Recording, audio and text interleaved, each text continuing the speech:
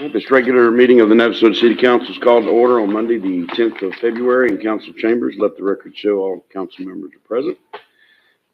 We welcome you and thank you for being here tonight, and ask that you put your cell phones in the silent mode. And a reminder to visitors to please sign in.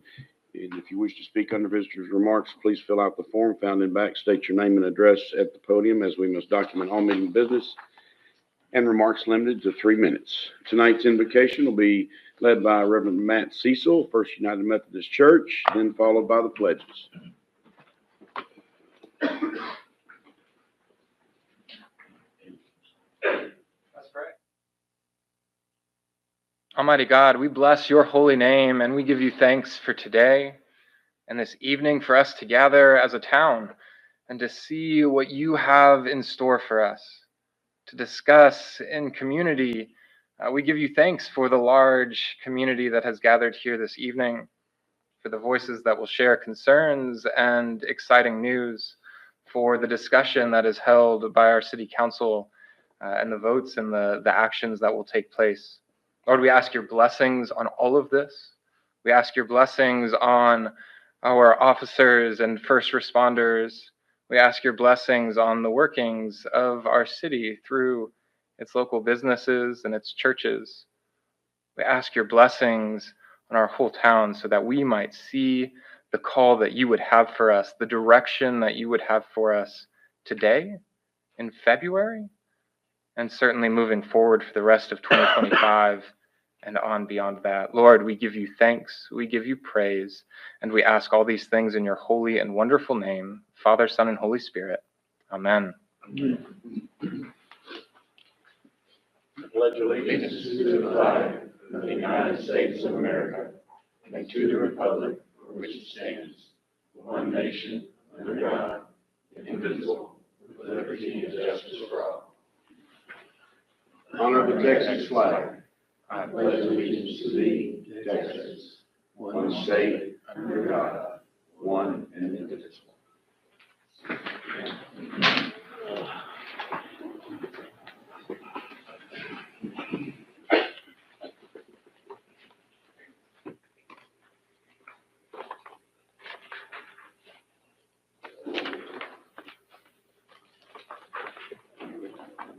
This is for the item. Correct, number 11.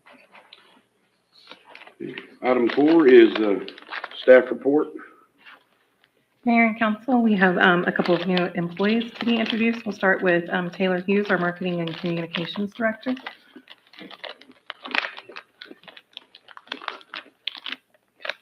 Good evening, Mayor and Council. I am excited to introduce Ashton Klinker to you all as our Main Street Manager. Since joining Navasota in January, Ashton has been actively involved in downtown projects, business outreach, and community engagement efforts. Ashton is a 2018 graduate of Texas A&M University with a background in marketing, event coordination, and digital design. She brings valuable experience from her time with Texas A&M AgriLife Research, the Texas Deer Association, and Rodeo Austin. Ashton's passion for supporting local businesses and strengthening Main Street initiatives is already making a positive impact for our community. Please join me in welcoming Ashton.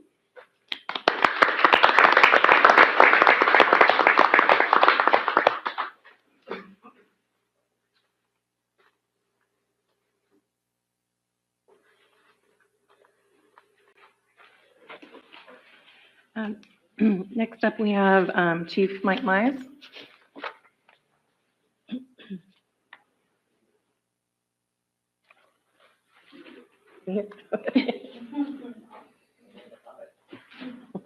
Recognize that feller. Mayor, City Council, Mike Mize, Chief Police. Here to reintroduce Officer Bird. As y'all remember, some of y'all do, he started here, we hired him in 2019, and then we sent him to the Conroe Police Academy, graduated, worked on the streets till February 2024. Then he left for a short time, and we just, he started back beginning of this month. So he's back on the streets here. Good. Welcome back. Bye.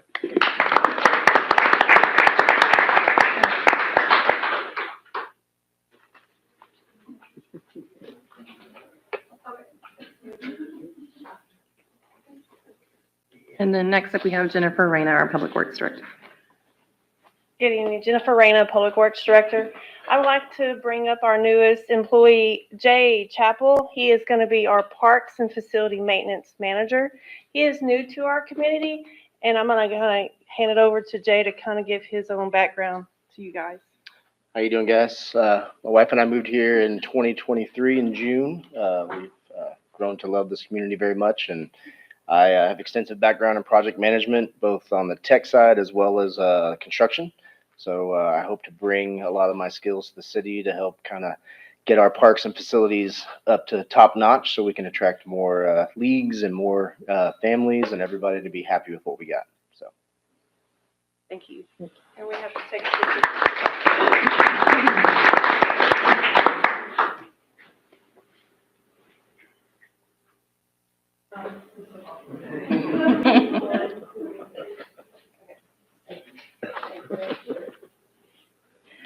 Next up, Mayor and Council, we have some years of service recognition for 5 employees.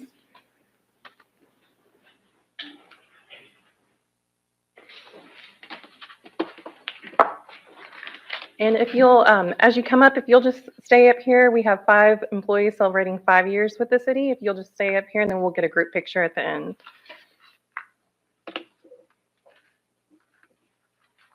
First up, we have Sarah Stewart with the police department.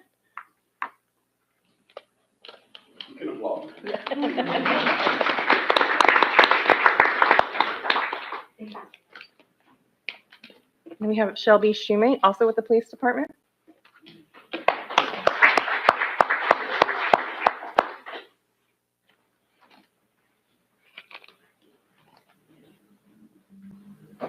And we have Allison Elliott, I'm probably going to say Liss or Lease? Litz, Allison Elliott Liss, also with the police department.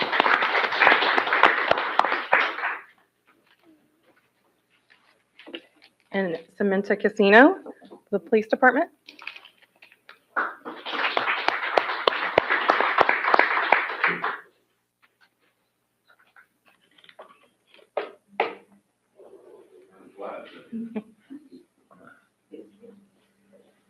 And then we have Alan Summers with our Development Services Department. I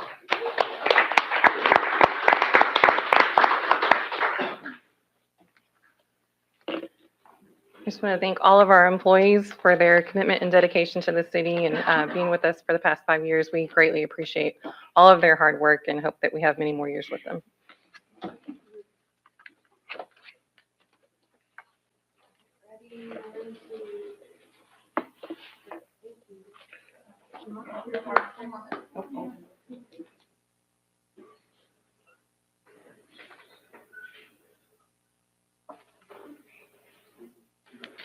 Thank you, guys.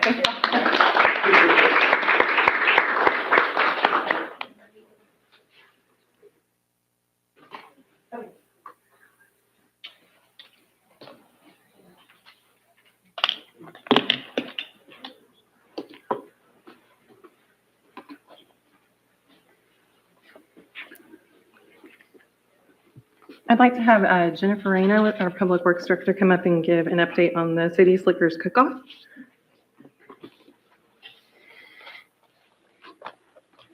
Well, again, I actually want to bring the crew up here to go over their results. So I'm going to have Matt Julian, Brian, William Clark, and Martin. They're so proud of it, so proud of it. So they brought their trophy. You can have T-shirts made. What's wrong with that? So Brett, you can go over the results, and then Taylor can do a picture. But I think it's really cool. Martin, do you want to tell them? You'll have to stand over here at the microphone. Brian. Okay, Brian. All right, we got second place brisket. Here we go. We got eighth place ribs, 16th on chicken, and 5th overall. This out of how many people? 79. Woo!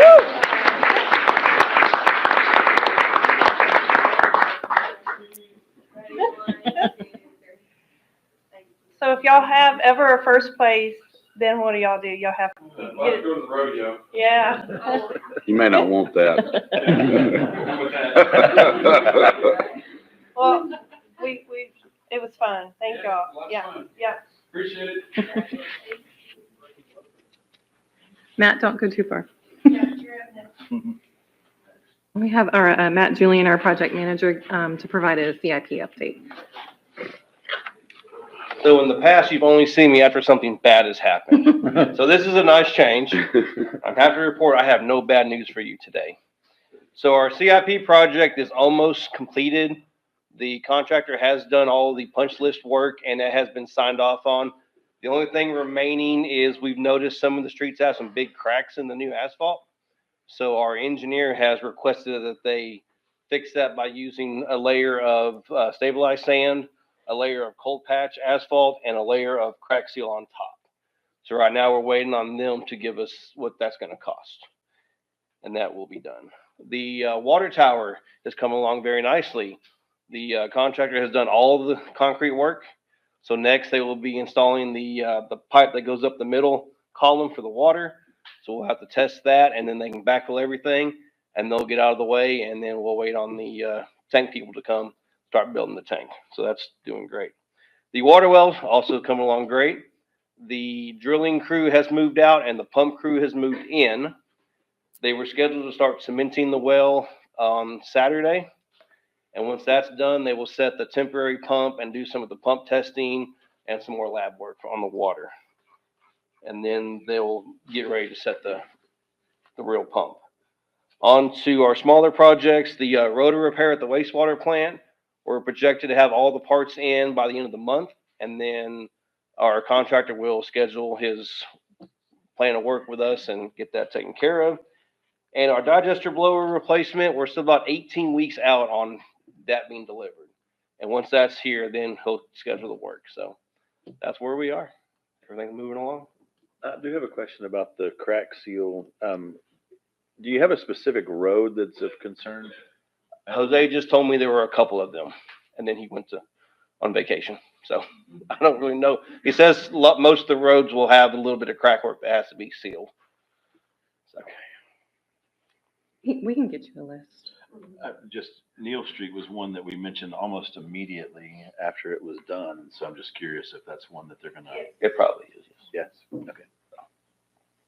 Okay. Any other questions? Thank you.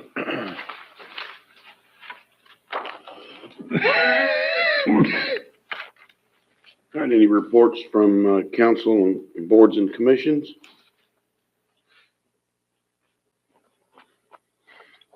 Right, see none. Some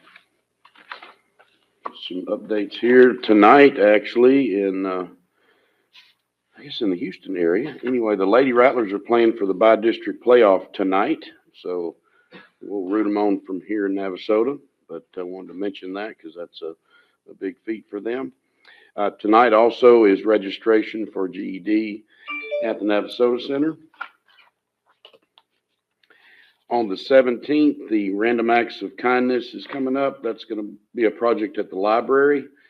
And they're accepting pet food donations for the animal shelter, coats for coat drive, gently used, arts and crafts materials, donations for the library, and also any prize donations for the upcoming summer reading program. So if anyone wants to contribute to those activities, would be appreciated. Coming up on the 18th of February, there's going to be an Ag Mechanics Showcase at the CTE area at Navasota High School. Just wanted to invite the public out to that. You can see a lot of the things that are going on in our career and technology efforts at the high school. That's at 6 o'clock on the 18th. And then coming up on the 22nd will be the Navasota Street Meet. It's going to be over at the P.A. Smith Hotel with the Sam Houston Corvette Club. So the Corvettes are coming back to town. That's on the 22nd from 10 to 2. And I know because I was downtown this past Saturday, we had looked like a pretty huge turnout for the Galentine Sip and Shop. I don't know, Taylor, if you want to mention anything about that, but it's,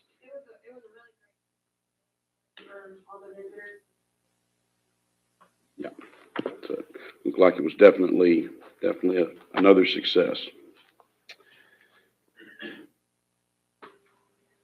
There's always lots going on at the library and our Parks and Recreation and with the city, so you can find out about all of our events and programs on our website, but also if you follow the Navasota Public Library on Facebook, the City of Navasota, and then we created a new Parks and Recreation group on Facebook, and so there's almost too much to list, but if you follow those pages, you can keep up to date with all of the different programs, activities, and events that we have going on.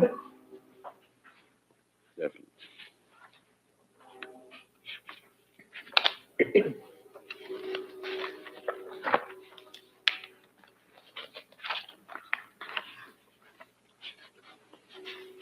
Oh, and also I wanted to mention, just an update on the, sorry, I didn't bring my notes on that, but the community challenge that I had mentioned a few, weeks ago, it's still continuing through March 9th, and, you can still get points for the city and for the school for healthy activities, whether it's sports or drinking water or eating healthy.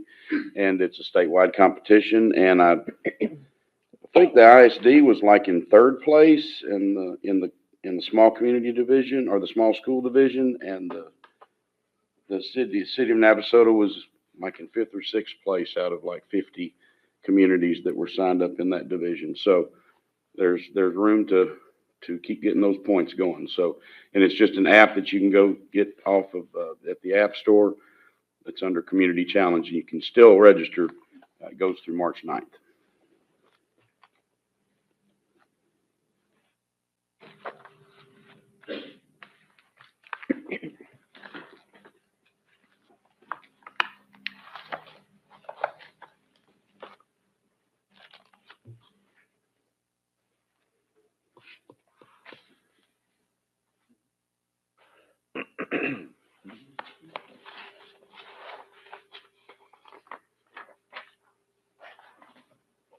Well, this is not working.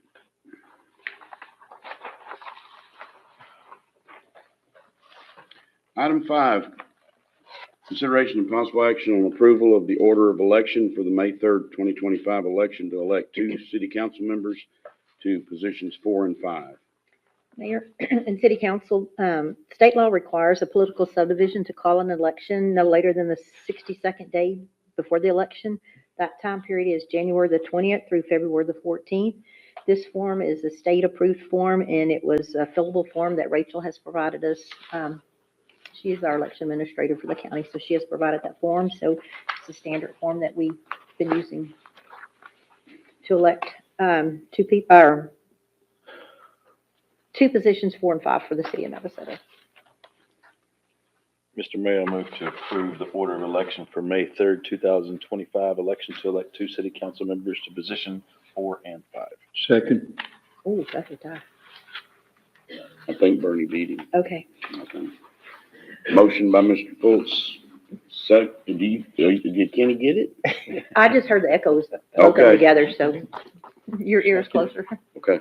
I think Bernie's serious about it. Second by Mr. Gessner. Any further discussion? All in favor say aye.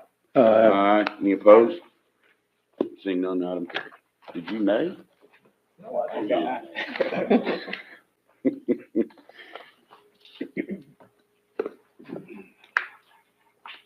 Item 6, consideration of possible action on ordinance 1062-25 regarding a zoning change application submitted to the city of Navasota by East Loop Real Estate LLC for the property located in the A0002 D Arnold Abstract along the western boundary of the Stone Ridge subdivision. Zoning change application request to change zoning from Ag Open and Stone Ridge Phase 2 PUD to Stone Ridge Phase 2A PUD, planned unit development, for the development of a 70.307 acre residential planned unit development. The property affected is legally described as A0002 D Arnold, Tract 17, 73.21 acres, Parcel 8-1, located in the city of Navasota, Grimes County, Texas. Mr. Mayor, Council, good evening. Lupe Diosdado, Development Services Director. Going to briefly summarize the background on this project since this is it's been back a few times now. So just a quick overview. Stone Ridge Phase 1 was approved back in 2007. It platted 73 lots. The master plan then at the time had a little over 245 lots. Recently in 2017, a portion of the property went through a zoning change with a partial PUD approval. However, that project ultimately was not developed. In the zoning change PUD process in your packet, you have an updated PUD ordinance that outlines the development standards. It outlines a concept plan, really showing you a visual of what the project will look like based on those standards in Exhibit C. That ordinance was looked at by legal counsel and staff, and of course, working with the developer closely. P&Z held a public hearing on December 11th. They heard a lot of concerns about traffic, construction activity, the smaller lot sizes. Originally, the petition was for 40-foot wide minimums. They've gone up significantly since then, and a few other concerns outlined in your packet. P&Z ultimately voted to deny the proposed zoning change recommendation based on that feedback presented at the time. And then in January of this year, the council, you had your public hearing, which is one of two required. And again, had a lot of the similar concerns shared by Stone Ridge Phase 1 residents. Action was postponed to the 27th to give the developer some time to go back to the drawing board and make some adjustments based on that feedback. And ultimately, it was postponed again till tonight to give them a little bit more time after a meeting with council and staff, or two members of council and staff. And so that meeting in the interim of postponing the action on the 13th and today, the developer has made a few changes, and I'll briefly summarize them. I know Derek Walton is here with the development, and he's going to go into a presentation about the changes, but I'll just briefly, I don't want to steal his thunder. But in essence, it's 220 lots now, 180 are 55 minimums, 40 of them are 60 minimums, and those 60s are directly abutting the larger lots closer to the top of the hill there.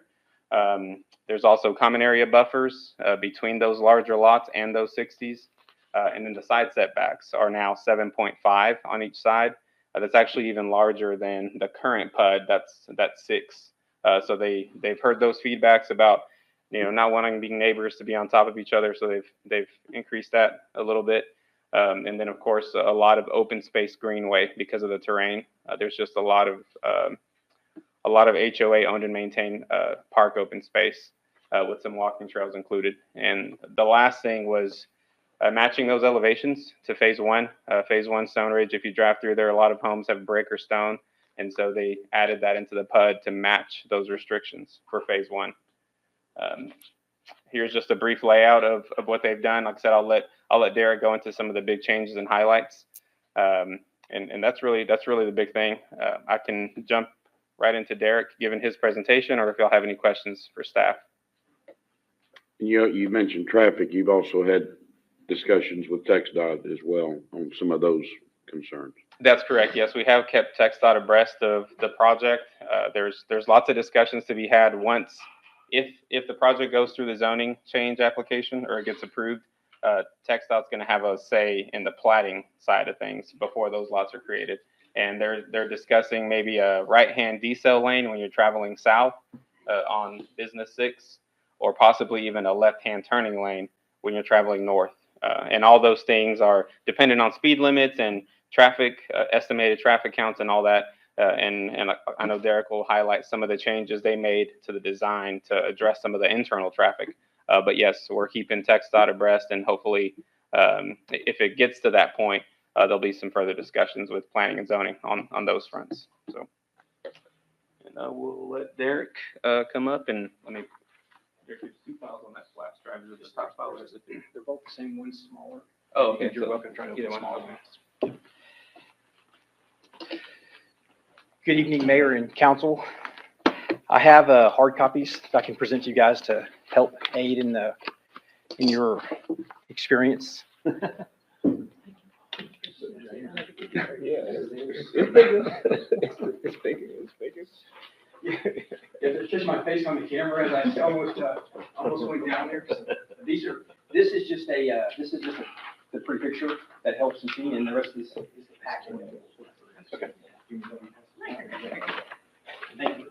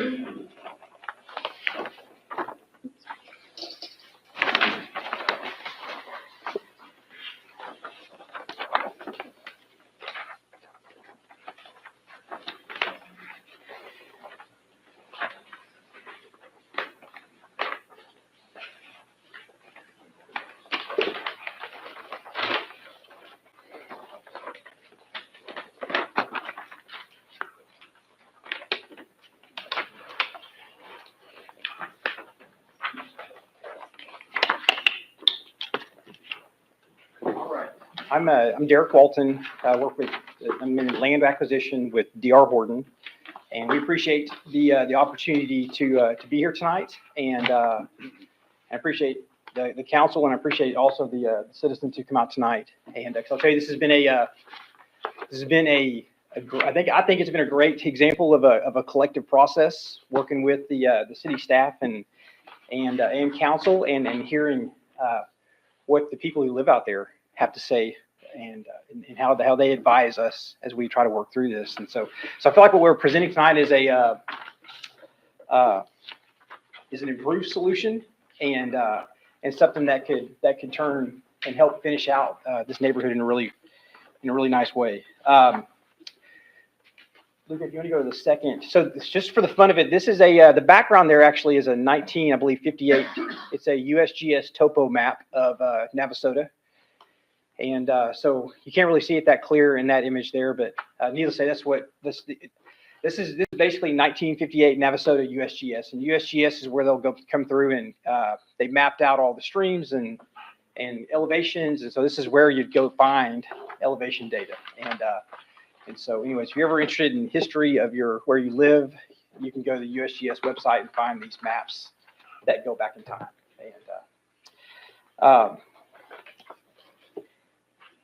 And it's funny because I will see those maps and I'll be impressed at the decisions that were made in terms of where towers were located, and my hope is that we're going to fast forward 60 years in the future and people will be equally appreciative and impressed with the decisions that we're presenting here tonight.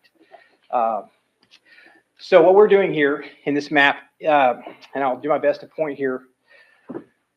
The green, so what we have here is we have 55-foot wide lots, which is the blue shaded lots, and then 60-foot wide lots, which are these green shaded lots here.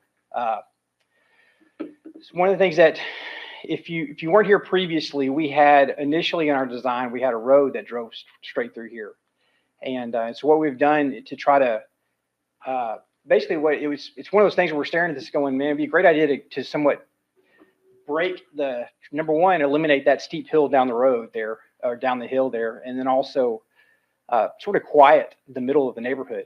And so that was one of the things I just wanted to point out, that I think this was a good connection where we created knuckles there, so you're not going to have people coming through the neighborhood immediately and driving out. Most of the traffic flow probably will break somewhere in this zone here and flow up here to the top, and then the remainder of the traffic will flow through this zone right here and out. This green, the lighter colored green, this is what we have is set aside as common area. And then the blue shading here are where detention ponds will be located. I have them shaded blue. I'm not so sure if the ponds are going to be wet ponds, which they would have a water surface, which is what I would love to have, or if they will be just a dry detention pond. It easily will be a combination of both. The wet ponds we can bring in and offer as an amenity to the neighborhood, and so anyways, those are some of the things that we'd still be working through on the design. But I think where it's heading is that this easily is going to create a really I know it's not a pasture. I want to say made by the hands of God, but this is a great way to take and create dwellings on this hillside right here. And I think we're trying to come in. If we go to the next page here, and we'll talk on the architectural standards here in just a little bit. So this one, it has errors. I saw this on my computer too after I tried to use Adobe. So you can, if you zoom in, so what I did here, guys, is I went and I cut, just because we'll talk through this one more time. I went in and cut a section, basically starting up here at the existing home and down the hill to show this pasture here, I believe, falls plus or minus 50 feet from this back fence line down to this power line easement right here. And so, Lupe, you may, if you can, I don't know how easy it is from your computer to zoom in and see, but what we've done here is we've created over in this zone here, you'll see we created basically about a 16-foot like berm as we transition down from the existing back fence line. It's there, I promise you. And the whole goal was to try to basically, to somewhat, in a way, terrace down the hill, but also take our rooftops for the new houses and push them down so that the existing homes still, for the most part, will be able to get the view of the valley. And so when if this ever shows back up here, you'll see that we came in down the hill, and then we just basically terraced down the hill to create the houses with the intent that our rooftops would really be below the top of the fence line. So if you're standing in your backyard, your view would be almost identical. Outside, if you stood and looked over your fence, you might see the pasture. And so that was the intent on the grading. And the grading was one of those things where basically we had to go make up 50 feet and leave behind yards that are yards that you can actually still go outside and enjoy, and not, really not with really steep backyards and whatnot. And so that was really the thing that drove this, and that also somewhat took away some of the ability to create a few more lots out of this property. So we'll go ahead and go on to the next one. If that loads, or if you're curious, we have papers here that we can show you guys if you want to see what that looks like. From the amenity side of this, you can go to the next slide, please, sir. So in the amenities, the whole goal is to really amenitize that trail system in the ponds. And so these are, so the top two pictures are a neighborhood in College Station. It's called Southern Point, that has very similar trail system behind the back of homes, and then also a trail system around there. And those are actually wet detention ponds there, which can be used as a fishing amenity, but it's one of those things where water likes to drain over a flat water surface really well, and so you can convey. So in the engineering world, it's weirdly an advantage as opposed to having a concrete channel that has to have slope to convey water.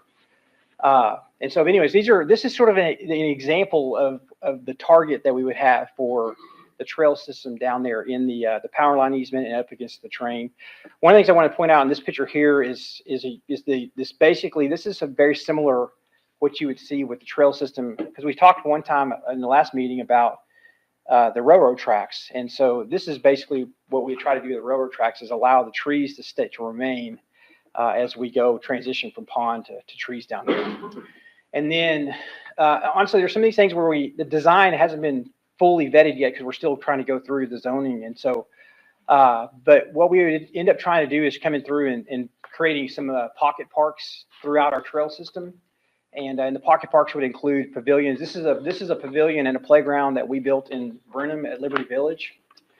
And so basically I envision something very similar to this becoming in spaces in that within those common area zones. Okay, question. Yes, sir. Up here to the right here, the trail around the detention pond. So are you proposing that's what you're going to have out here around your detention pond? Yes, sir. Where we show the trails on that, if we're able to go back and forth in this real easy, where we show the trails on that map, that's basically the concrete trail system that you would see around the pond. I kind of noticed in one up there, I guess the old Texas Speedway up. Speedway, yes, sir. Yeah, they've got something like that up there that's really neat. Yes, sir. And that's where these two photos are where they're from. Okay. And so I can see, like I see like a bridge system like this. We have a creek we've got to go across that I think you're going to have a nice, like a little bridge system that'll cross that. And so needless to say, I think this can be created into a great destination down there and especially for for anyone who lives there, even in phase one. This is not going to be restricted to phase two only. This would be all maintained by the HOA in phase, and we'll get into that too here in a minute, but the HOA in phase two would be the ones that would maintain all of the green space in phase But two. phase one can come down and enjoy the walk. There's not going to be gates. And so I'm assuming that as long as phase one does no harm, they will always be welcome in phase two. And but anyway, so that's sort of the idea that we have. That's how to go make this. In terms of the playground, it could be a couple smaller playgrounds and like pocket park type playgrounds along a trail system, and then there'd be a pavilion at some point down there that could be used by the families. And we can go to the next slide, please. And these photos on the next slide were just this is basically if you were to ask me like, hey, what's the trail system look like? Well, it's going to look like a bunch of all of this right here. I thought this was an interesting photo. These are just photos that I found on the internet. And then this is actually another photo of Southern Point. But we will have a trail system that goes through the electrical easement. We don't have big towers like this within the easement. but we will have a road that crosses and anyway, so we will have trail system through the easement that you'll see very similar like this. And I think you're going to find that this is going to be a lot of this is going to be up to the HOA on how they want to maintain it. You're going to find that some of this is going to look just like the pasture it was currently right now with maybe a manicured edge like they show here in this photo. Some of this is going to be really easy to go create some wildflower areas. And once again, it's going to be we're going to get the ball rolling with all of this. But then it would ultimately be up to the HOA to really keep it going. But I could see some wildfire zones and even where you have manicured spaces where it's actually mowed and with benches and whatnot along a trail system. And then this is another picture I thought that was interesting just because it showed how you could leave it native up against the railroad tracks and then have it where it's manicured down into the drainage channels. And so and then we will also have some trail system that'll back up to the houses, which ultimately means that we'll have on those homes that back up to the park, we'll very likely have a iron fence in the back that allows those homes to have a clear visual back down into the park area. They won't have individual gates, but they will have the iron fence that'll back up to the park. All right, so what homes do we have planned?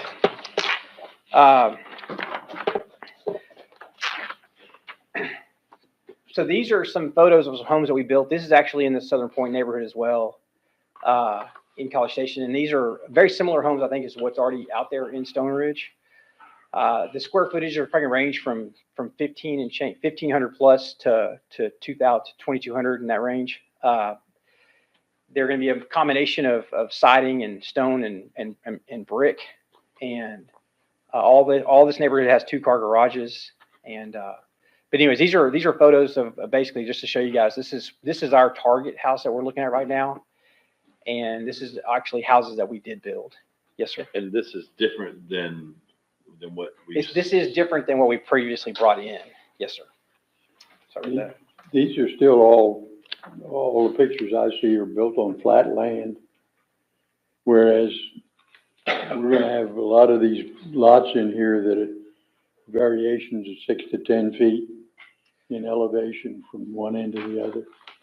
Yes, sir. So what we will do, how we will handle the elevation is we basically will allow the front, and I don't have a picture of this unless we're able to, if that one image will load.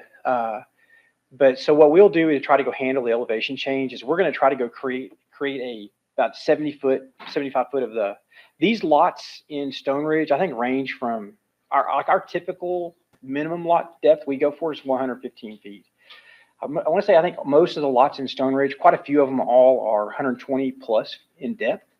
And we do a little bit of extra depth just so we can make up a little bit of grade. What we'll do on the down, I don't have a picture of this, Paul. It would be in that section view if we could see it. And I'm so sorry I don't have a better picture here. But we would basically go do about a 6% front slope on this from the sidewalk. So the sidewalk, the road section can't have more than a 2% from right of way to right of way across the sidewalk. So your driveway all the way to the sidewalk would be 2%, which is pretty much anything you walk outside and walk on. And then from driveway up to our building line, which is 25 feet, that we typically target a max of about 6% to 6.5%. FHA, I think, allows you to go up to like 12% or something like that for a driveway. The reality is we like to have somewhat usable, we'd like to give as many usable driveways as we can that kids can play basketball on or whatnot. But in a lot of cases, like even this one on the bottom right, that one, and I would say that house right there are probably two that are on the, what I'm going to call the, if you have a neighborhood, my arms are the streets and you're going up a hill, you're going to have one street that's going to be lower than the next street. And so you come and slope, you keep as flat as you can, and then you come back down. And so that lower, the higher side of that road, as you go up the hill, is always going to have a little bit of a steeper driveway and or a more foundation exposure on the house. And so there's different ways to try to go resolve that. But what we'll do on this one here is we'll, in that first front yard zone, it'll probably be about 6%. Now, an ADA ramp is basically 8%. So if you can envision an ADA ramp, an ADA ramp would be basically what the front yard would look like on the steep houses, and then the pad of the house from the building line back we design that as basically, I think, about a 2% max, and then the backyard, once you get in the backyard, we'll transition back into that 6% plus or minus to get up the hill. Once again, we've tried to go flatten this down, like push the hill down and give us as flat of a zone as we can to build the house. Yes, sir. Create terrace. Yes, sir. Because I mean, I'm going to say the drainage word out loud, but I'll tell you, it is our intent to, we do not actually like drainage problems. So it's one of those things where having a chance to go start from scratch and leave behind something that we can somewhat manage and control from the get-go is really important to us, and so we can avoid the drainage issues and that come with building homes. And honestly, the 15 feet between homes, you can mute the mic for a minute. That's actually an advantage when it comes to making yards drain. So, but don't record that. Sorry. I did not say that out loud. But anyway, it's one of those things where that extra space, that extra 5 feet can be pretty valuable in trying to get water around houses. So that's our, so those are the houses we're looking at doing. We've also created, if you go back up one slide a minute, so this is basically, I just put these are some photos of what the insides of our homes that we've built. These are either inside photos of what we built at Southern Point or in Liberty Village in Brenham. And so, but these are our models. And so they've obviously been, sadly, that's not what my house looks like all the time on the inside, if you were to take a picture of it. But this is, so it has the nicely placed dishes and the furniture and it looks perfectly in order. But generally these are the finishes that the houses will have. And these are actually houses that we built. And just for reference purposes, I put also some photos of existing Stone Ridge in the, just to see that we can be pretty comparable to what's out there right now. Yeah. And where I think over time we can look like we're almost seamless part of a neighborhood. And the last thing I had on my presentation was just talking through the HOA. Stone Ridge Phase 2, because of the size of the common area, and if it was worked out perfectly where we could merge day one, we would look into that. Because of the size of it and the amount of maintenance, Phase 2 will have a higher HOA fee and dues, and right off the bat. But our whole goal is that, number one, it will be a separate HOA. It will be set up in a way where it could be merged into the Phase 1 HOA. If obviously whenever the merger happens, we won't be around. So it'll be 100% up to the homeowners if they want to join together and merge into one HOA. We will, in our world, we hire a management company to come in and manage our HOAs. And so that's who will be the face of the HOA. We fund it while we're starting out the neighborhood and until we get enough residents in where it can be handed over, but we make sure it's funded. So it's valuable to us that the grass is maintained, the lawns are cut, the repairs are made to where damages may be, and so from stormwater and different things that happen during construction. But anyways, yeah, so we'll have a third-party management company, and then big thing is that the dues starting right off the bat will probably be higher, and then it'll really be up to phase 1 and phase 2 if they truly want to join together in the future. And then from the other side of it is from the architectural standards side of it, and it's not mentioned in this little slideshow here, but we're basically having it in here where we do 50% masonry on the front elevations on the houses, and I think that'll ensure that at a minimum we will be at a minimum what's already been done in phase 1. And anyways, that's my presentation for tonight. If you guys have any questions, man, I would love to hear and answer. And I honestly, it's been a great process. I really enjoy Navasota, and I want to walk out of here soon with a bunch of friends in Navasota.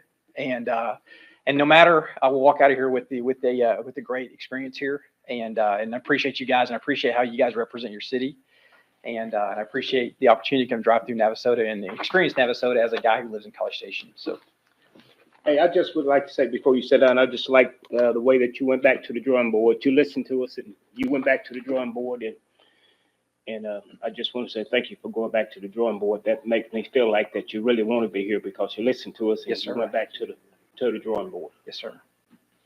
Yeah, I have another question that's probably not related to this very much.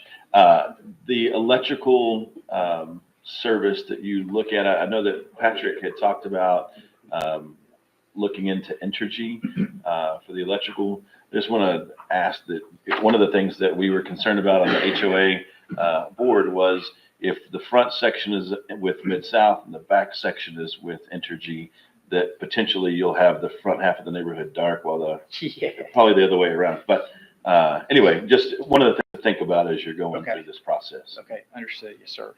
Yeah.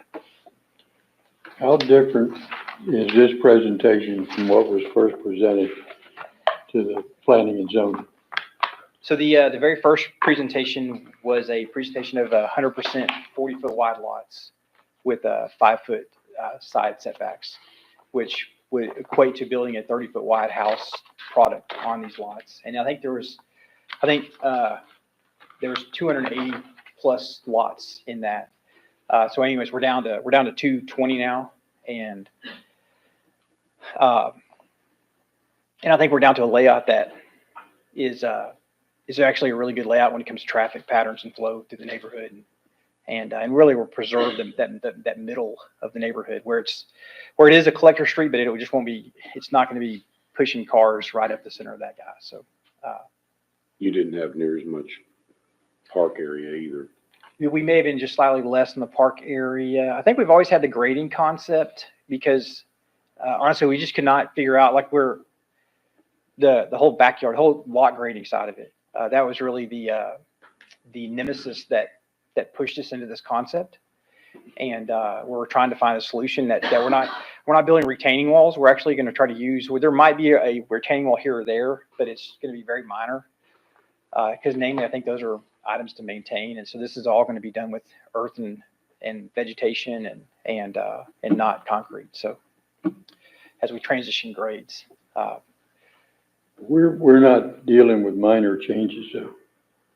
Excuse me? We're not dealing with minor changes between this and the original. No, it's pretty significant from a lot size and So we're being asked to vote on something that's completely different from what planning and zoning already voted on.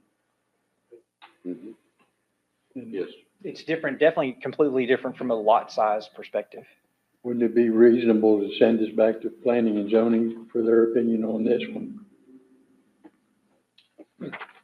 Well, I think the process would allow you to move forward if you would like, if you feel like the changes that have been made to the proposed plan are improvements, then the process would allow you to move forward. You could send it back for their consideration. I don't think the ordinance necessarily contemplates that. I think the ordinance contemplates that you would take action on it based on the recommendation of the P&Z. I can pull that up and look at the process, but I think what the ordinance, my recollection, and I'll double check this, is that you can approve it with conditions, or you can deny it. So the process is laid out in the ordinance would not say, okay, council, if you want to send it back, you can send it back. The ordinance really doesn't provide for that, Mayor Pro Tem. So I think you would be acting outside of what the ordinance contemplates if you were to send it back to P&Z.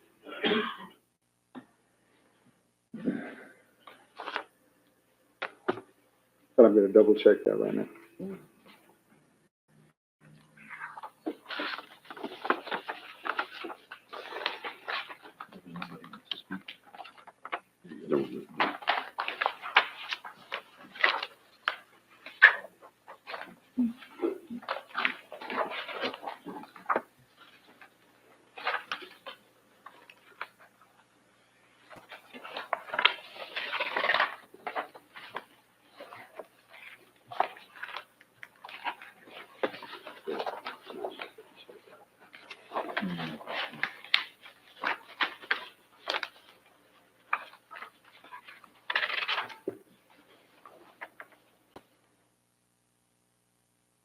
It's in 19.4H.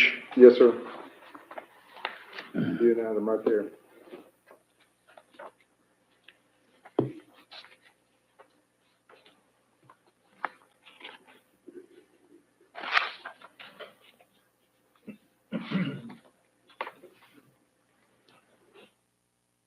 It really doesn't seem to address that situation.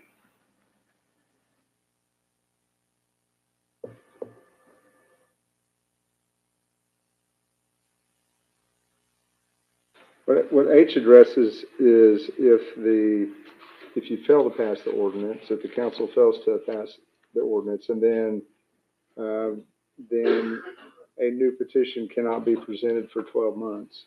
And that new petition would have to show substantial changes. When you look at what the PUD ordinance provisions contemplate, the PUD ordinance provisions contemplate that there's going to be some give and take, that there's going to be some, I guess, deviations from what is normally allowed in the zoning ordinance. And so I think as part of where I'm getting is, I think this subsection H applies if you fail to enact the ordinance. And I don't think we're at that point yet.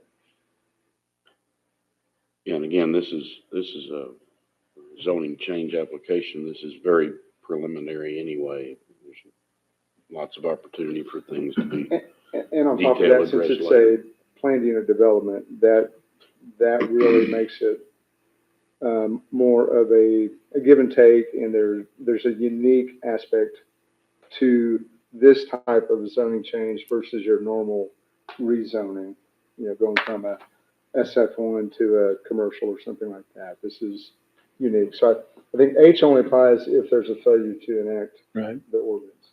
Well, Mr. Mayor, I think that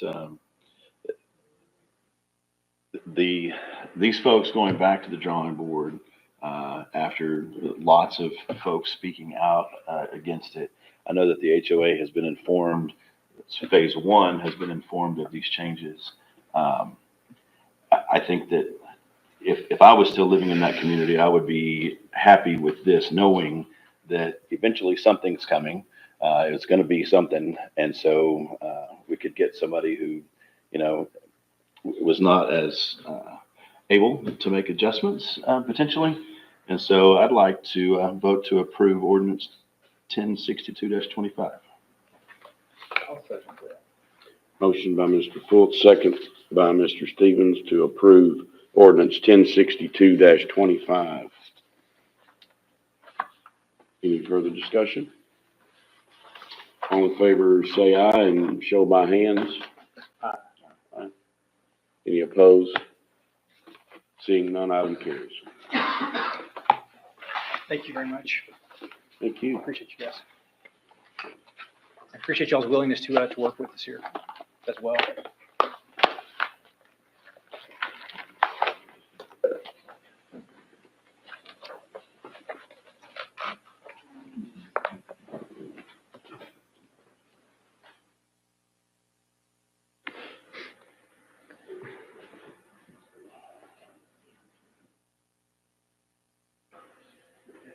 Item 7, workshop discussion on economic development tools, including but not limited to the creation of the city's second tax increment reinvestment zone, or TERS.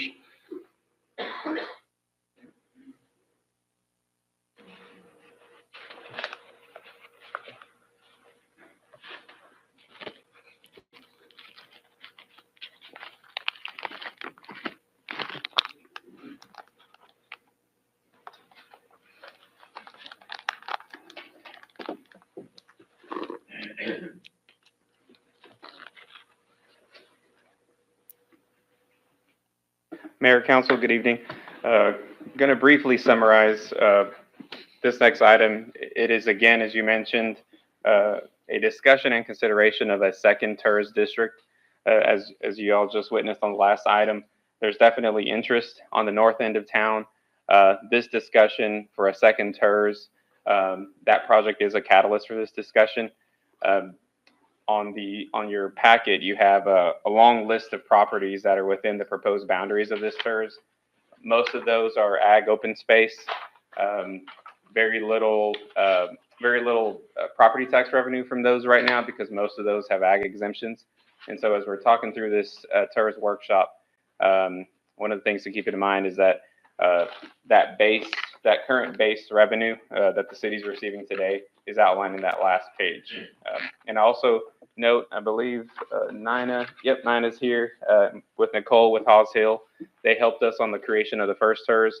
So if it gets really into the weeds, I'm going to lean on them to support, because I know enough to be dangerous now, but definitely not.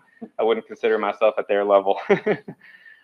So anyway, just to briefly summarize, tax increment reinvestment zone, as the first that was created, it establishes a base year of base values. That property tax revenue collected today, year to date, will continue to be the same. What's put into the special TERS fund is anything above that. Any growth in property value, a certain percentage of that gets put into a TERS bucket. And so this is a really good diagram that I stole from their presentation that just shows you the base value of current revenues, the incremental growth, and then eventually when the TERS goes away, all of it going back to the general fund. So a little bit of background on this northern portion that we're looking at. Total, it's about 1,400 acres, what staff has identified. The north end of Navasota has seen some growth. I mean, Stone Ridge is a great example. HTRI moved their headquarters to the business park on the north end of town in the early 2000s. There's also been the Prohoda Properties development where you see Snap Fitness and their dance studio. And then On Target property here recently has developed in the last few years. So there's definitely been some activity in that northern corridor of the city, but not probably to the same level as you see in other portions. There's still a lot of raw land. And really one of the biggest factors behind, I think, why we haven't seen much of growth is there's not a lot of infrastructure there. We have water, sewer, and gas that lead up to Stone Ridge, and that's kind of where it ends. I think we may have water going up to McGee Lane, but that's really it. That new feeder road that TxDOT created many years ago when the feeder roads turned one way, all of that, there's no infrastructure out there. And all of that land is in prime location. I mean, it's just a skip away from South College Station. So that would be a great opportunity for some mixed use multifamily projects. But those kind of projects are just not possible today with our current infrastructure. And so this TERS, really what it does is it's just another economic development tool. We specifically and purposefully included the business park within this TERS area We love that HTRI has their headquarters here. We would love to see that business park really become what it originally was meant to be. So it would include the undeveloped part of the park. Correct. Yes, sir. Yes, sir. And so what this would allow staff to really reach out to other similar like businesses. We call them light industrial or clean light industrial. You know, we don't want a coal plant up there, but we want some kind of professional outfit like HTRI is. And so this will just help us recruit.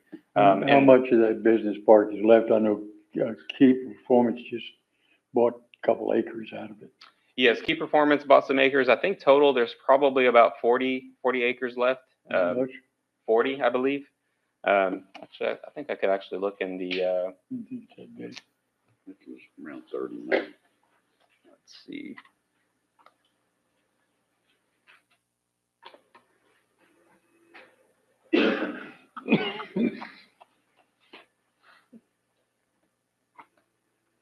Comes down along the old railroad track. Mm-hmm.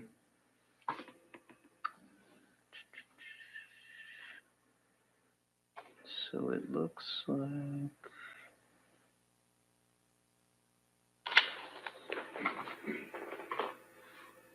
Yeah, 30 to 40 acres.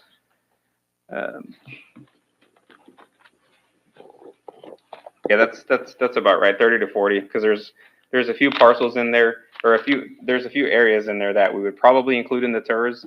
HTRI has bought those just as a buffer to prevent other businesses from a certain range of their activities, but it's anywhere from 30 to 40 acres. The total area that staff identified on the map that's in your staff report is a little over 1,100 acres. Of those 1,100 acres, only 500 is in the city limits currently, and that's where you see those figures about total appraised value in the city limits is 3.8 million. And so this is a great opportunity as we remember back on the workshop a few years ago. You want to look at land that's really, really low on the appraised value and undeveloped. And so this fits that category well. Most of this is also outside the city limits, especially when you're getting close to the Navasota River. In our comp plan, there's lots of discussion about water access, some kind of recreational facilities there. So having this tourist fund would potentially help fund some of those items. I think the biggest driver for the TERS would be, I know we hear from Stone Ridge folks in phase 1 about water pressure issues.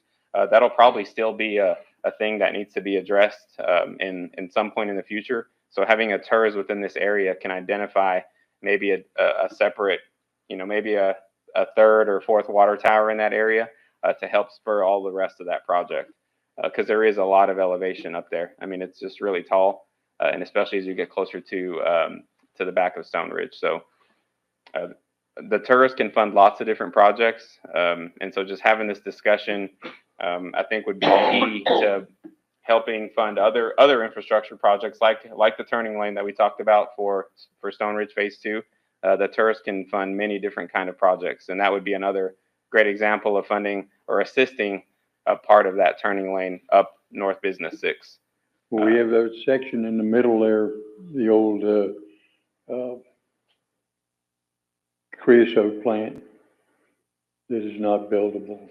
Yes, that's correct. And I'll probably lean, if we decide to create a secondary TERS, I'll probably lean on Halls Hill on their recommendation for that area. I don't know if you include it to hopefully collect some funds to clean it up, or if you exclude it and just don't touch it, right? That'd be a good question for maybe engineering or Halls Hill. Well, I understand they have a continuing remediation project going on there. Right.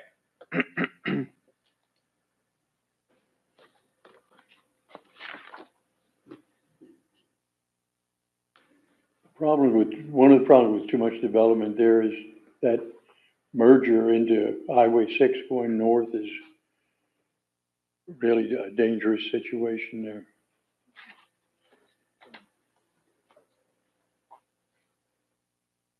Yeah, I would hope that TxDOT would fund that project 100% and not use our TERS dollars. But I know they're aware of the issue. One of the other economic development things that goes on that can be used is the impact fees. And I'm wondering how the TERS stacks up against the impact fees as far as who pays for what, when, and, well, that's basically it. Yeah, I thought about that as well as we're going through these TERS, and there's lots of cities that have implemented TERS. And I think a good way of looking at the TERS is they're almost like an impact fee only. It's like a pay yourself back impact fee, right? Because you're only going to get those funds if investment comes. With an impact fee, you'll collect those fees when development comes. So it's almost like you have to pay yourself first through the TERS versus an impact fee you're paying to be here. So I think they're both very similar because one is not going to happen without development, and they're only going to pay if development happens, right? So if this TERS we don't get a lot of interest and we don't recruit development here, it'll stay the same as it is. And the same thing with impact fees. If we pass impact fees, if the land is not lucrative enough for a developer, those fees will never be collected either. So if we create this, do we start accruing today or effective date, those tax revenues into this bucket? Whether there's any new development or not for several years, but we start collecting it in that. In the TERS fund, yes, right?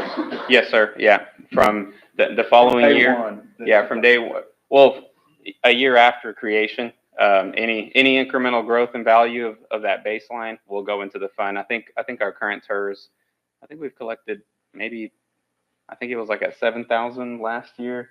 And maybe it's at 15 or 20 now. It's growing slowly, right? It's basically how quickly the appraisal district says property value has increased.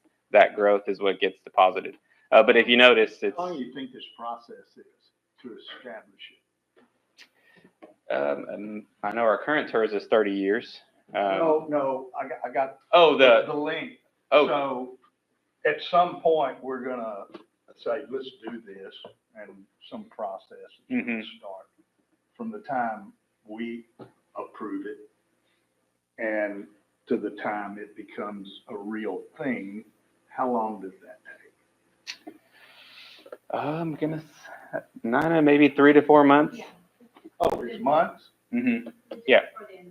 Yeah. We have to do it before the end of this calendar year to lock in that base low value now, or whatever it's appraised at now. But yeah, 3 to 4 months. But we'd want it out in front of what we just approved. Yes. Ideally, you would want it since we're including Stone Ridge Phase 2 in that TERS boundary, proposed boundary. You would want to establish the TERS before the improvements start going in the ground. So they're probably going to start construction if they get plating approval from P&Z in the next 6 months. So ideally, we'd want to set up the TERS before they start. But you're basically borrowing against this increase in taxes. And it gets paid out of that.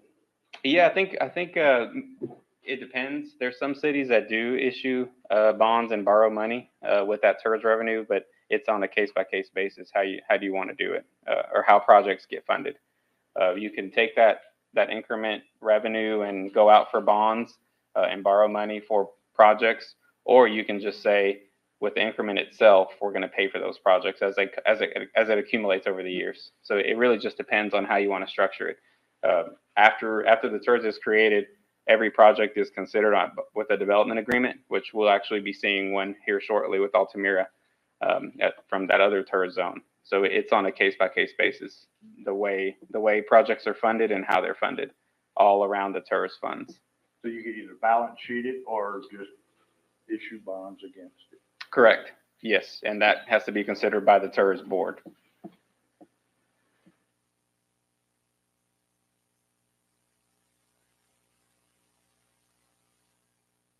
So if we were to create this TERS for the north area, it would not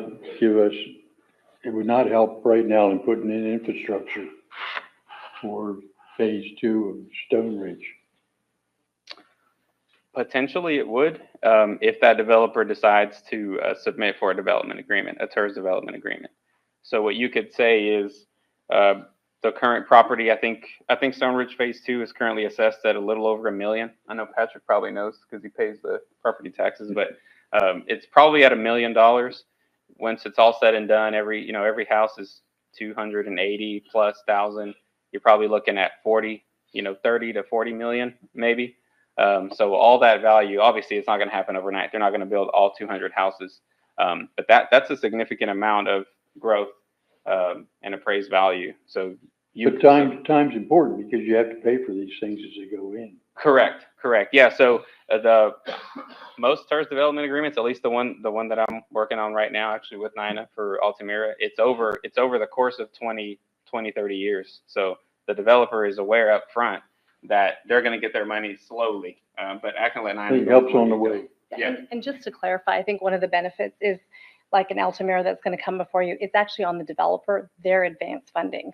So we're not issuing debt or bonds there. It's on them. They're going to put in that infrastructure, pay for it up front, and they get reimbursed by the value that they create over time. So they're aware of that. So they're the ones that are really taking the risk in the case that, as Lupe mentioned, it's on a case-by-case basis, but that's the way we set it up. And that's, in this case, is kind of the beauty of the city is they're taking that risk. They only get reimbursed year by year based on the increment that they generate. Okay, They're so getting financing, that's a good pitch for them Yes, when they're going out for project finance absolutely. Yes. to whoever. Yeah, to help get their loans or secure their construction or anything, they can use that agreement that they've got that revenue coming in. so the money's not out of our pocket. No, No, no. okay. Thanks, Nina. No, you're good. Thank you. That's it.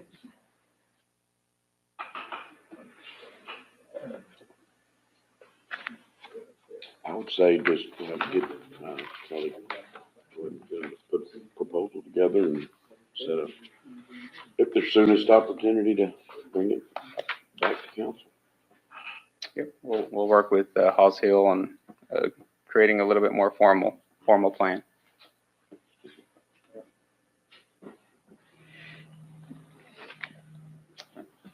Thank y'all. Thank you. Mr. Mayor, could I jump back to the previous item real quick?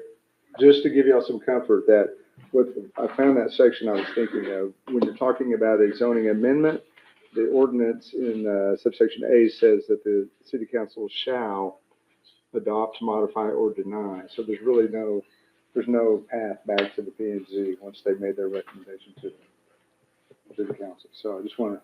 I'm glad that was the news. I've been a little worried there. Absolutely, that's right. I still say. Very good. Double second.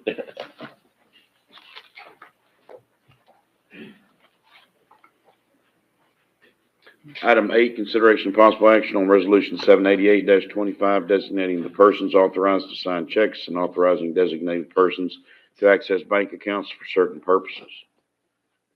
Good evening, Mayor and Council. Just to be short and sweet, the next 3 agendas are going to be to remove former city manager Jason Weeks. The first is going to be to approve resolution number 788-25. This will update our signatory list with Citizen State Bank, removing Jason Weeks.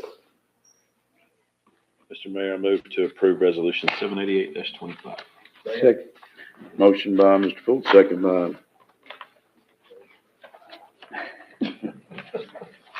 by me, by Mr. Stevens. Any further discussion? All in favor, say aye. Aye. Any opposed? Seeing none, item carries.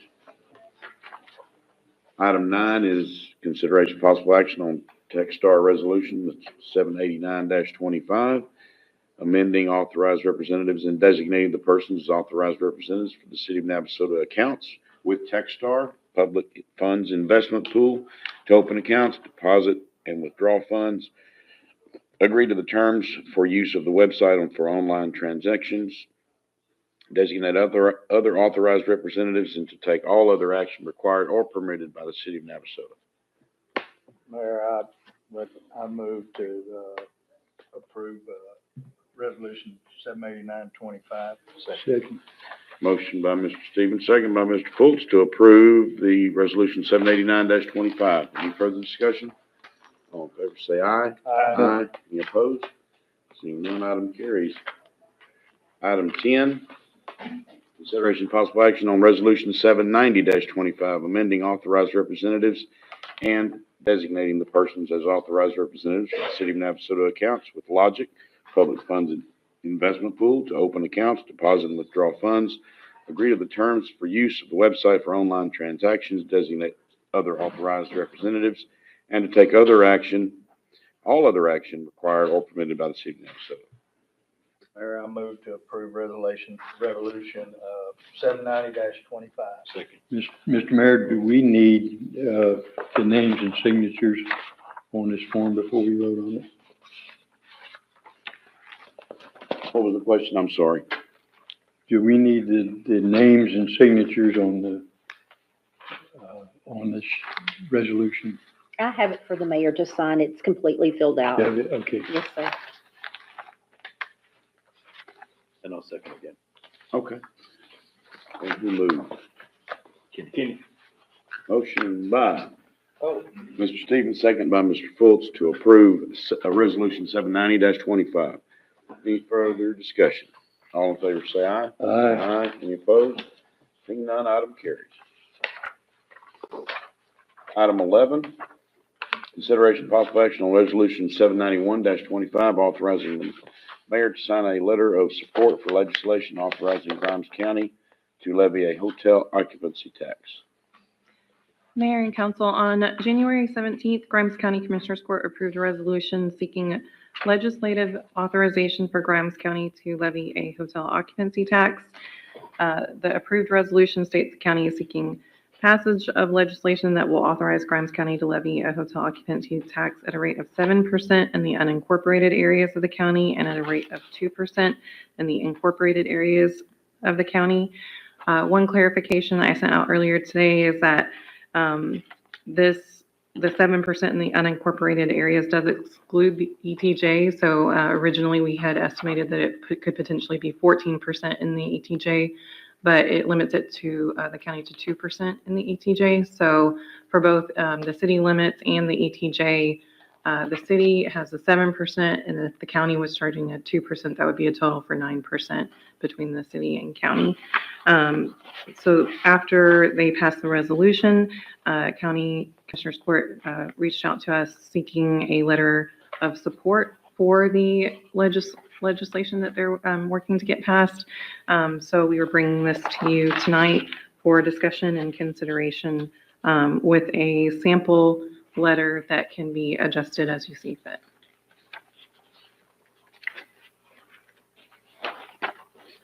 You're saying that it would be a 2% increase. The county gets 1% right now. Is that correct? The county currently does not have a hotel occupancy tax. None from the county? I mean, from the city, that when someone come and stay at our hotel motel? The city has a hotel occupancy tax of 7%. Okay. And there's a limit of 15% on the total, and the state gets 6%. Okay. So if we get our 7%, they get their 6%, there's still 2% left for the. Okay, so the county is requesting that 2%. Correct. The county, there's a problem in the way they've written up their ordinances. They were looking for 7% in the ETJ. With them getting 7% and us getting 7%, the state is not going to give up 5%. Go ahead, Craig. Well, I think there was just miscommunication, because once we had a chance to look at the proposed legislation that the county put together, it did carve out the ETJ as well. When I read that initial resolution, it just made the dichotomy between the incorporated area and unincorporated area. 2% in the city, 7% outside of the city. What they really intended and what the legislation says that they drafted is 2% in the city, 2% in the ETJ of the city, and then 7% outside of the ETJ of the city. So Yes, sir, correct, that's right. And so, Mayor Pro Tem is absolutely right. The max is 15% between all three entities. And so if it's 2%, all those three added up at the various rates would not violate that 15% max in the unincorporated ETJ and in the city limits. So once we had a chance to review the actual draft legislation, that really cleared things up for us. And these taxes are paid only by people that stay in a motel. It's not. For the citizens. It's not citizens. Someone spending the night. They're not. Spend the night and. Well, if you spend the night in pay a at least hotel $2. and you live here, yeah, you're gonna pay tax. Spend the night and spend $2 for the bed, essentially. But Mr. Mayor, this kind of came to revelation after the county had passed their resolution. As someone who is employed by a business that charges hotel motel tax, this would affect Camp Allen by 14% hotel occupancy tax. I don't know that the county took that into consideration. Have not heard anyone suggesting that they've taken it into consideration. But being a voting member of this body, I would say that I'm not in support of this resolution. I pulled numbers for our guest, and it's about a $5,000, $6,000 increase for the average guest that comes to my establishment. So I would not be in favor. If we wanted to write a letter in support of the 2% and the 7%, and then issue a carve out to nonprofits, I would be up for requesting that of the county. But it really is up to the legislatures at this point, since they've already submitted their resolution. No, Commissioner, I know you wanted to speak. If this is the time that you're. Okay. Welcome to the podium. Mayor and Council, how are y'all this evening? Good. Just a point of clarification, matter of housekeeping. The information in your packet references that the Grimes County Commissioners requested this. This is a request on my behalf as your county commissioner. As you're well aware, conversations with a multitude of folks on the Commissioner's Court is not permitted by law. And so the request that I made was after we had passed the resolution. So just to clarify that. With regard to Councilman Fultz, this is just proposed legislation. Should this legislation pass or be implemented into law, we as a county still have to go back and pass the resolutions that would implement it. And there are carve-outs that can be made. A nonprofit or a Christian-related or religious-related organization is an exemption to this tax.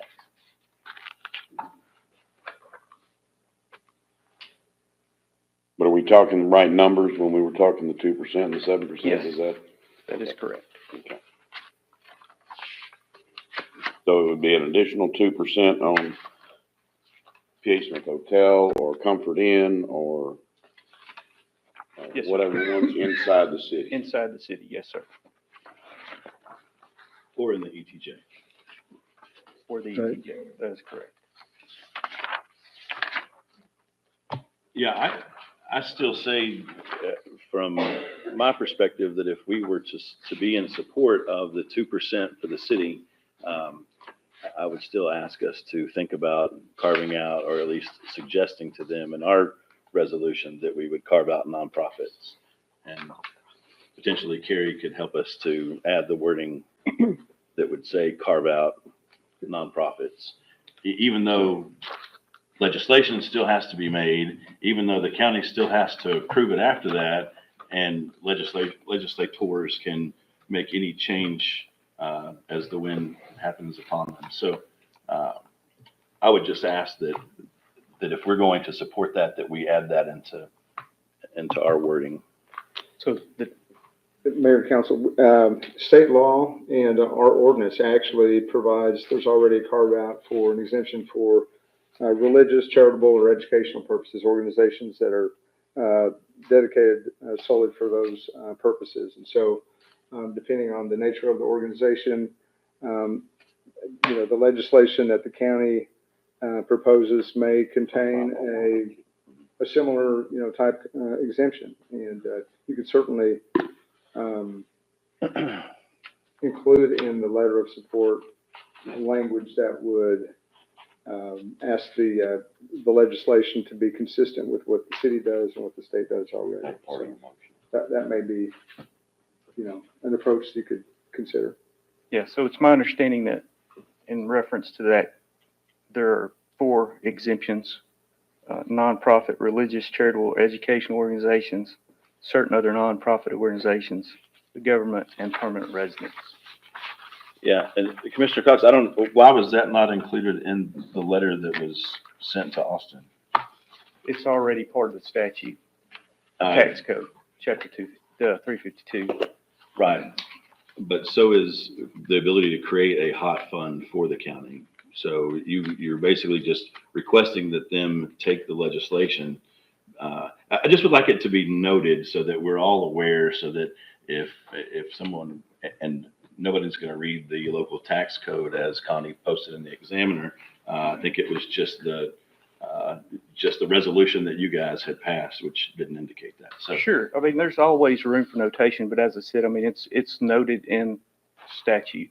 The exemptions specifically are outlined. And I'd also like it to be noted in what we would present in support of the county's request, so that when they go to Austin, they can say, hey, we got a letter from Navasota and they support this, but also pointing out that we do have already written in our ordinance a nonprofit religious cutout. Just for your information, the resolution and supporting documentation has been submitted to Representative Wharton's office, as well as there's been some discussion with Senator Koforst's office, and that prompted one of the reasons that I'm here tonight, that they, obviously, if the city of Navasota could get behind this and support it, it would be beneficial to the county as well as the city. So if there's just a second, I would like just to point out some of the things that this could have impacts that the city or other residents of the county may not even know it happened. And I'm talking about specifically our event center and fairground and arena. So we had,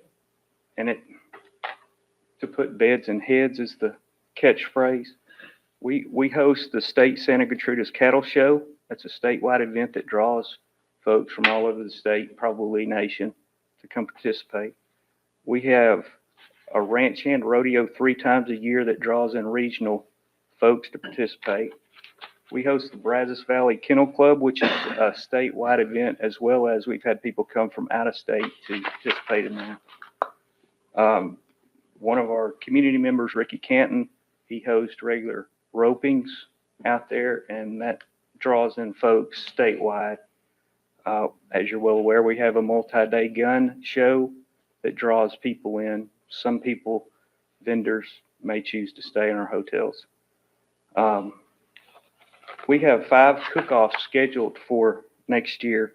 Most of those have regional participants, some of them even statewide. I'm going to brag a little bit on our fairgrounds manager, who was telling me today I don't know how to describe this, but he picked off the Patriots of Texas from Montgomery County, which is a veterans cook-off organization, and convinced them to have their event in our facilities here in Grimes County. So I'm sure there will be some folks staying in hotels and eating and doing other things.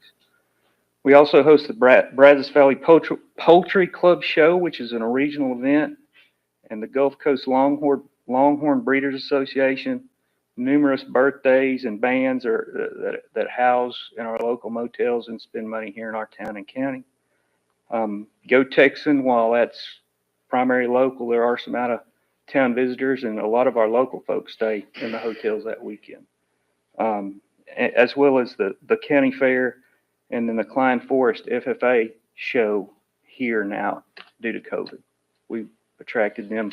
They couldn't show in Houston. So those are just a snippet of some of the events that take place here in Grimes County that you may not be aware of, but that will put people in our hotels. As far as I know, hot funds are not generated by RV parks, are they? It's my understanding that they are. So- Anything that doesn't last longer than 30 days as a stay can be subject to a hot tax.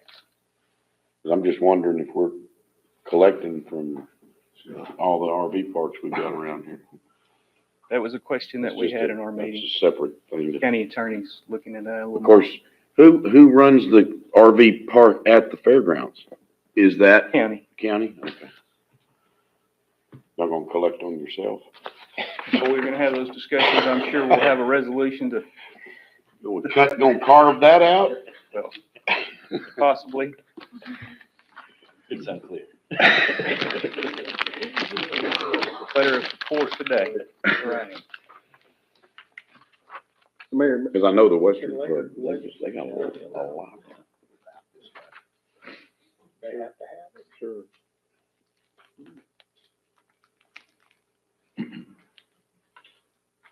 What was the question? I'm sorry. I was just going to read the definition of hotel. It's outlined in the statute. It means a building in which members of the public obtain sleeping accommodations for consideration. The term includes a hotel, motel, tourist home, tourist house, tourist court, lodging house, inn, rooming house, or bed and breakfast. The term does not include hospital, et cetera, et cetera. I don't know that I would call an RV a building.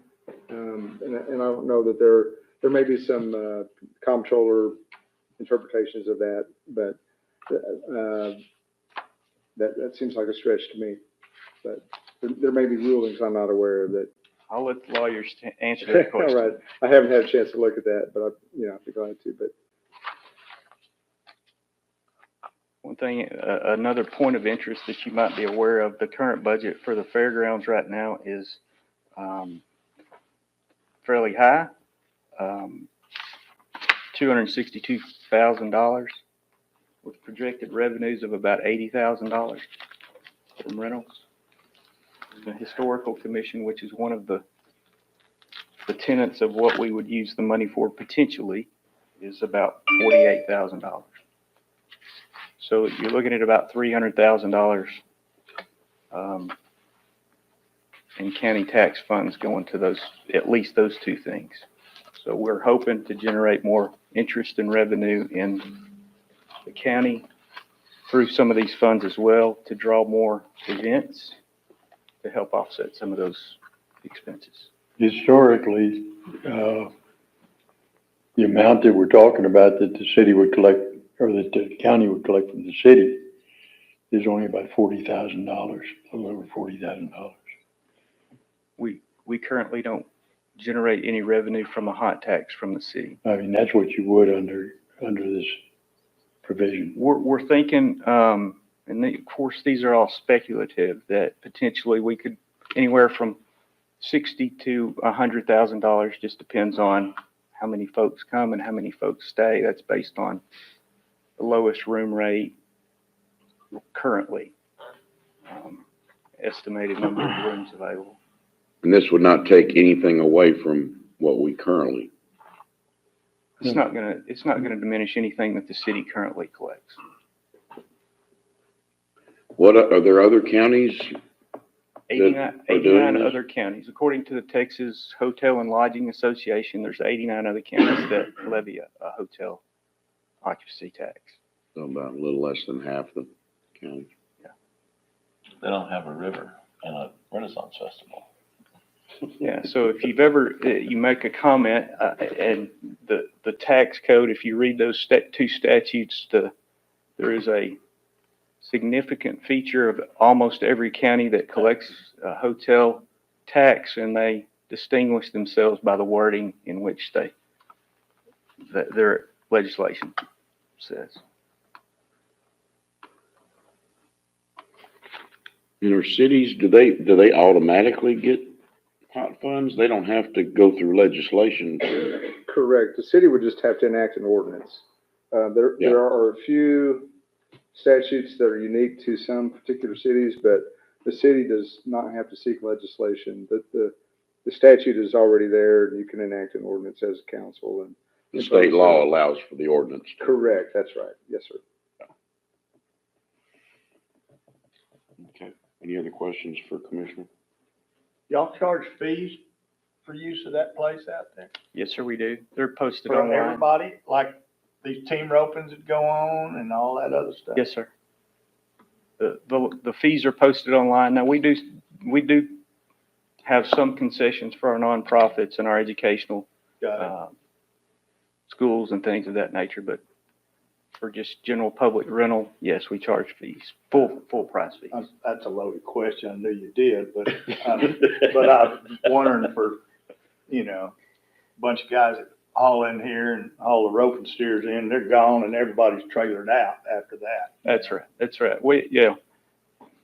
So we hope they stop and fill up with fuel here in Navasota. We hope that they spend the night and eat at a minimum.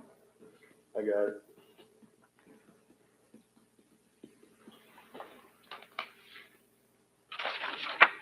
Thank you.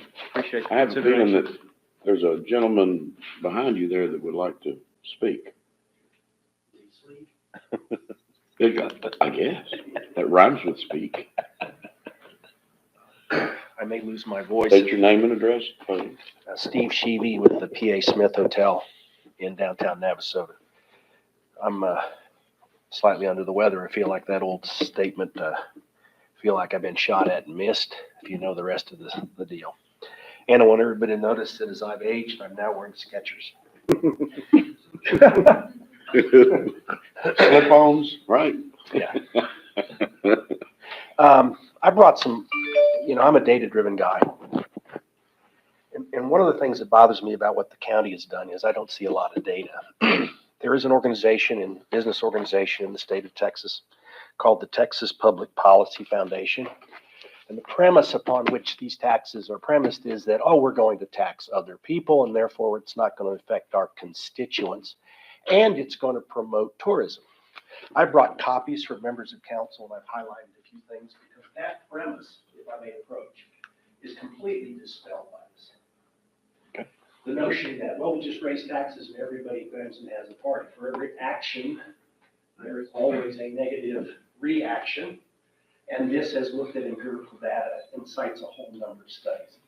So if I may provide copies to. I did take a COVID test and a flu test, and I do not have either of those problems. I have a lot of other problems, but not that.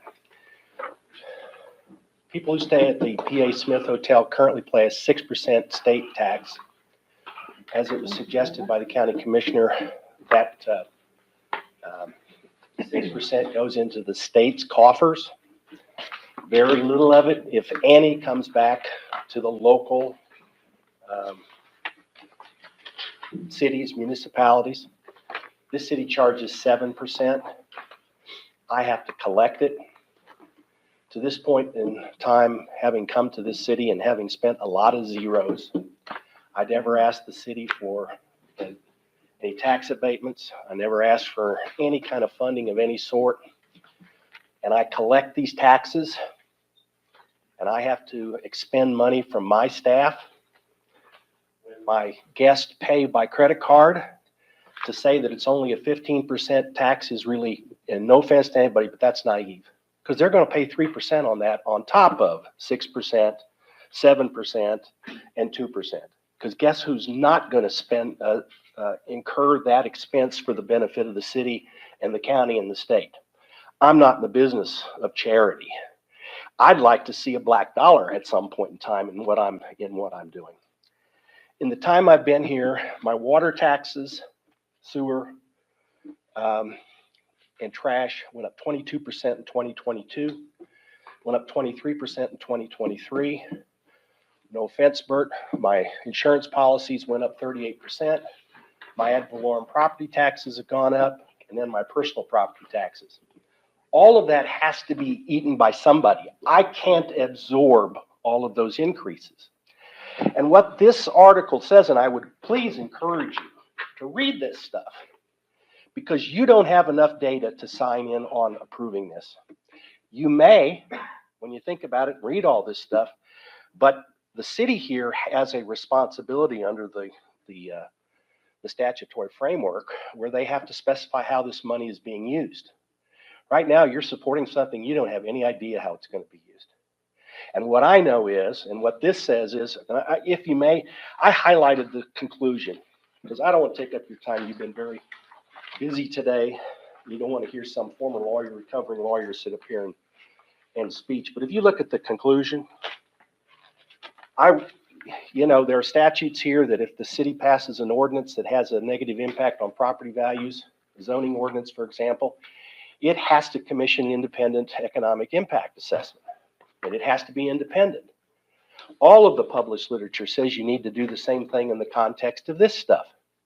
And it says, although implemented to increase tourism and spur economic development, the hotel occupancy tax can hurt local communities as visitors refrain from participating in Texas cultural attractions in order to offset their higher accommodation costs.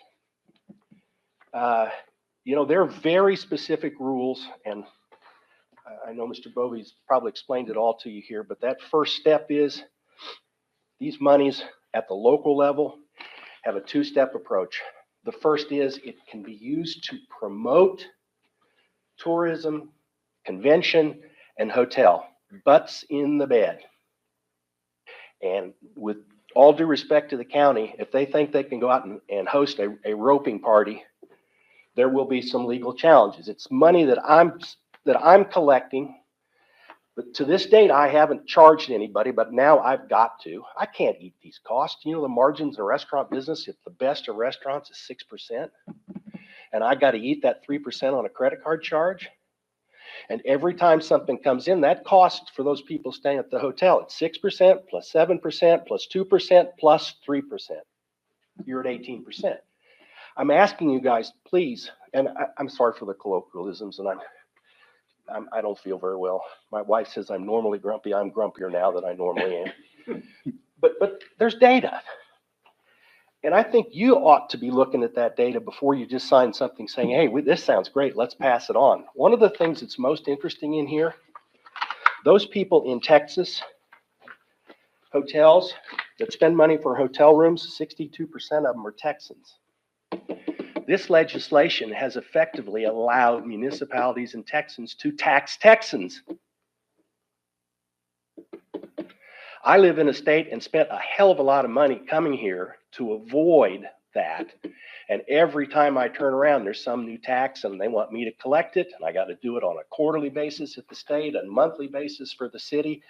The county, whether they know it or not, is going to have to hire somebody to administer this. They're going to have to set up a fund. There's all kinds of things you don't know. And you're being asked to sign a letter that says, I support this. I just ask you, at the end of the day, I might be in favor of it, but you really don't have enough information.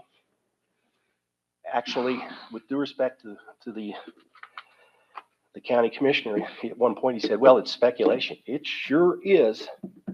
How do you support something when you don't know what it's going to be? Don't make my business harder. I want to be here, but if things keep going, it gets tougher and tougher and tougher every day. I would encourage you not to sign that letter. Thank you.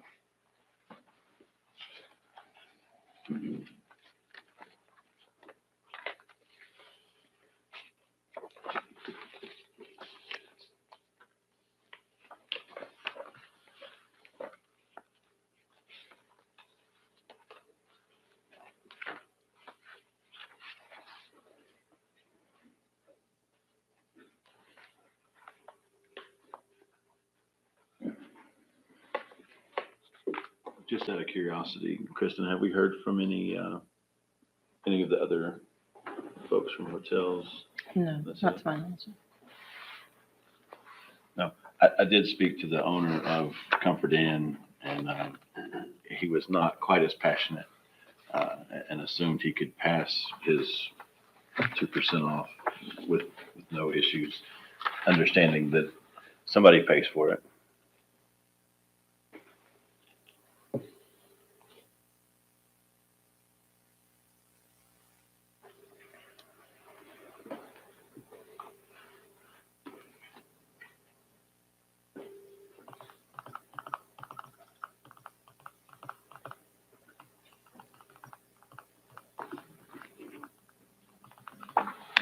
Well, I agree that this item did not come with a lot of background information or looking at both sides, so I would just like to I would suggest a motion to postpone indefinitely at this point. Second. Motion and a second. Discussion. Further discussion? All in favor, say aye. Aye. Any opposed? Seeing none, item carries.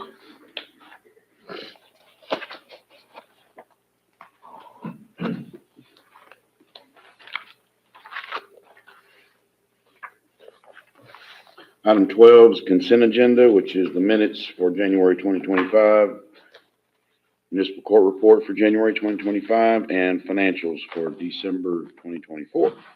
Mr. Mayor, I move that we approve the consent agenda. Second. Motion by Mr. Gessner, second by Mr. Foltz to approve the consent agenda. Any further discussion? All in favor, say aye. Aye. Any opposed? Seeing none, item carries. We're adjourned.